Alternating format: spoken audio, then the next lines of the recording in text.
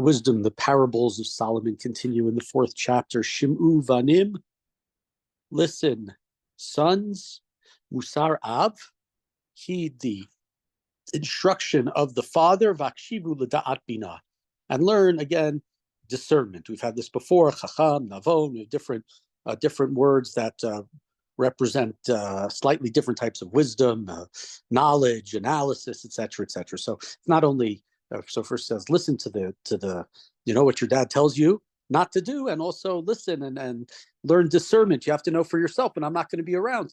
Figure out what is good for you and what isn't good for you.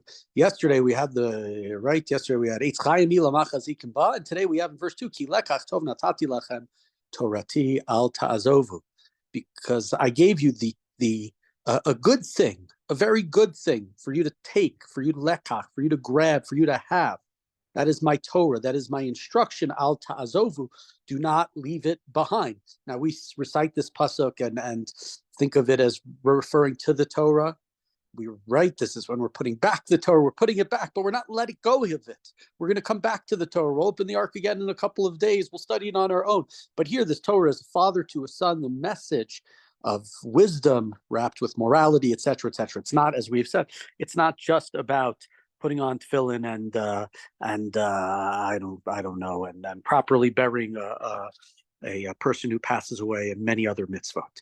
And now we continue. And this is interesting because is this now Shlomo talking about what his father said to him?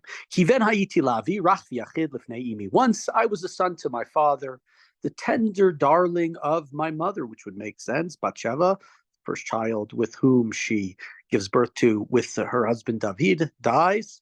It's just a few days into his life, and Shlomo, her son, would have been her tender darling.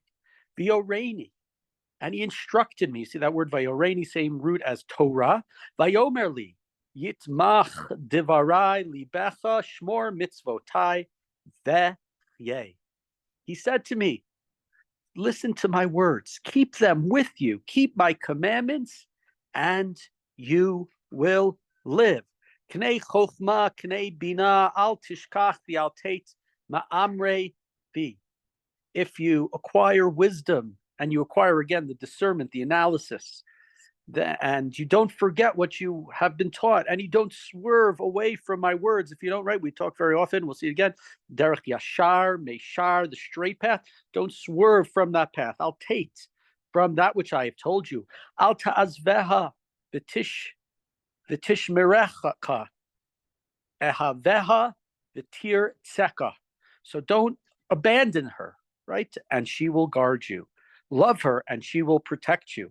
In later chapters, we talked about chokhmah, the personification of this female form. Here we also have this wisdom, right? It's personified as the female. Don't forsake her.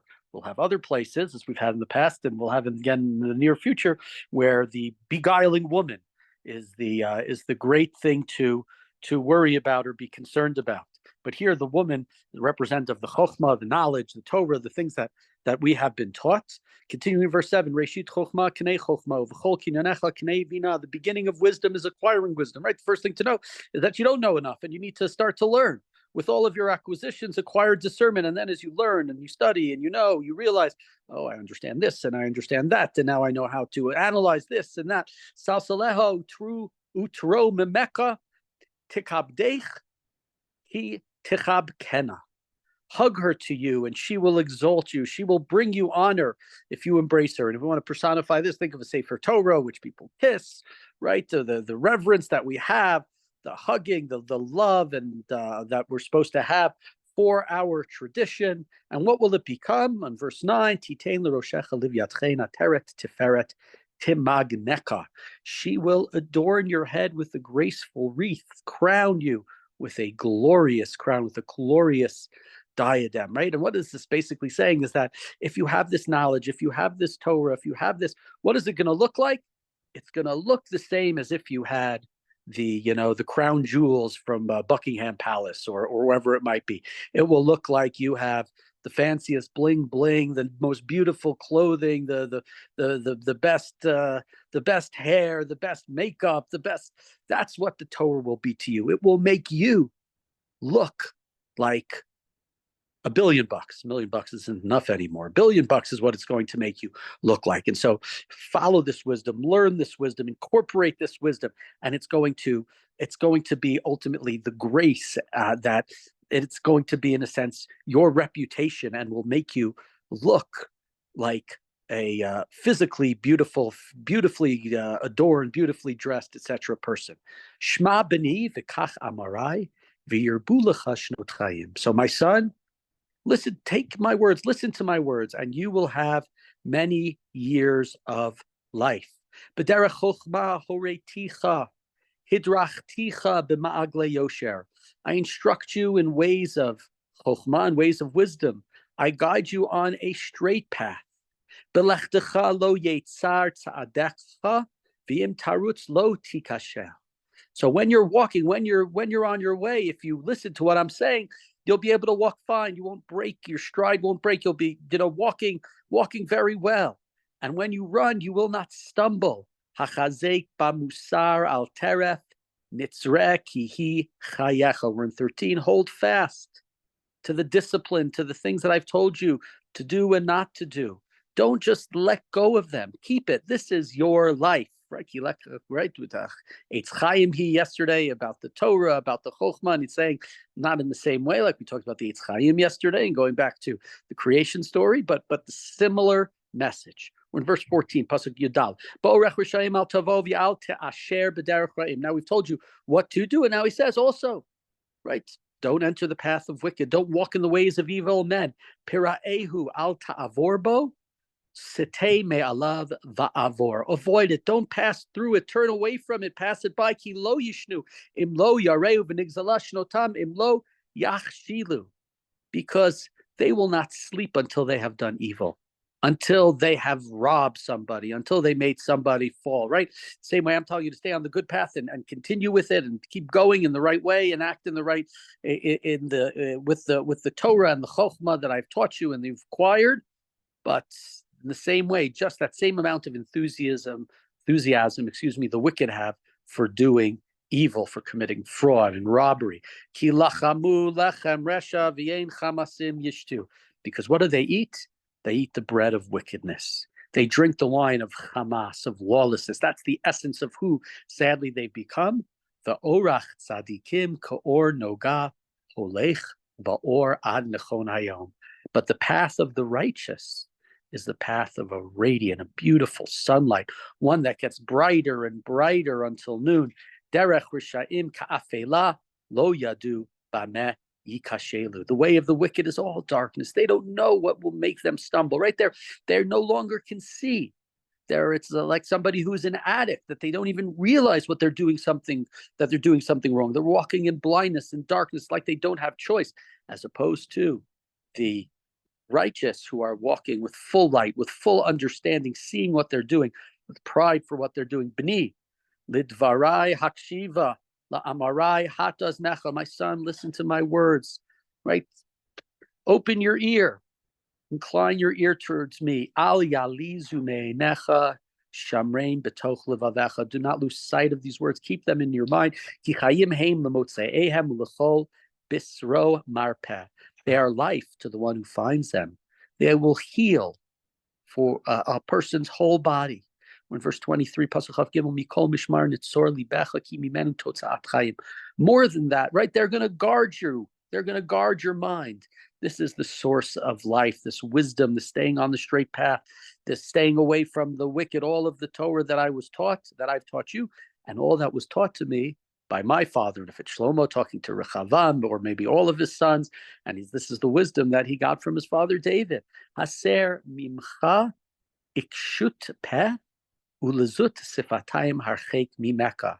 Don't speak ill. Put away crooked speech. Keep devious talk far from you. We saw many, many times in the book of Tehillim, David talking about the people who speak ill of him incorrectly.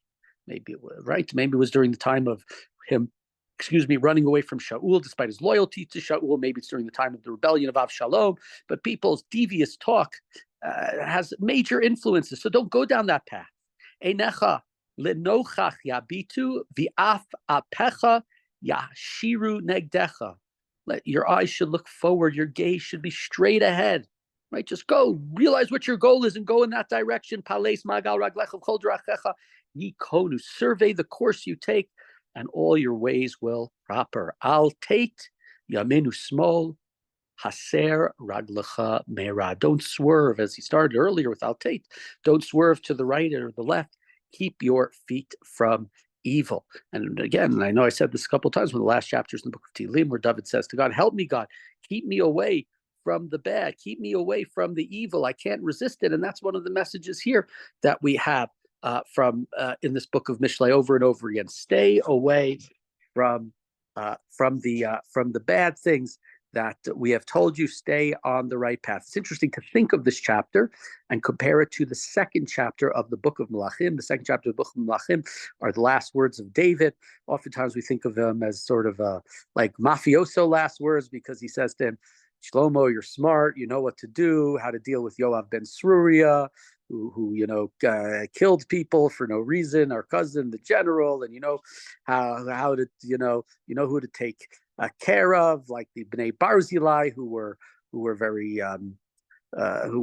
very loyal to me, and be careful for Shimi ben Gera, who's from the family of Shaul of Binyamin, who cursed me, and just be very careful how you deal with different people. You're very smart. You should know how to deal with him. But in that chapter as well, before that aspect, what he says at the beginning, I'll just read to you from this is Melachim Aleph Parak Bet Pasuk Gimel and Dal. V'shamart et meresh Adonai Elohecha lalecha b'drachav l'shmor chukotav mitzvotav mishpotav ve'edutav kaktuv b'Torah Moshe leman taskil kol asher taseh ve'et kol asher tifneh sham. Keep the mitzvot of God, to go in the path. Here it's a little more mitzvah centric, of the mitzvot, of the commandments, of the rules as recorded in the Torah of Moshe, so that you will be successful in whatever you do. Laman yakim Adonai dvaro asher diber elai lemor yasim yishmru vanecha darkav lalechet levanai be'emet b'chol levavam b'chol nafsham lemor lo yikaret lecha ish me'al kisei Yisrael. And if you do that, then you will remain on the seat of Israel. So there's a little similarity. It's not a great similarity between the two. Obviously, the idea of life, the idea of staying on the right path and knowing which is the path to go on, is a similarity between the two. But in the book of Melachim, it's much more of an outright and a public blatant mention of mitzvot, the performance of mitzvot, the listening to God. Obviously, the chokhmah, which is wrapped up with morals and decency and goodness and valor, obviously, involves those things. It's just less. It's more universally, if you want to put it such, it's more universal in the book of Mishlei than it is, if this is the same commands, back in the book of Melachim. But either way, it's an interesting chapter, and think about, these are the words that David said to Shlomo. Shlomo's reporting, and he is reporting them down to his sons. And what have we taught or will teach our children that will then be reported down to grandchildren? And that's always, an interesting thing to think about, what it is that, will be remembered, what advice, what words of ours, what lessons that we taught will transmit down one generation, two generations, three generations, etc., etc.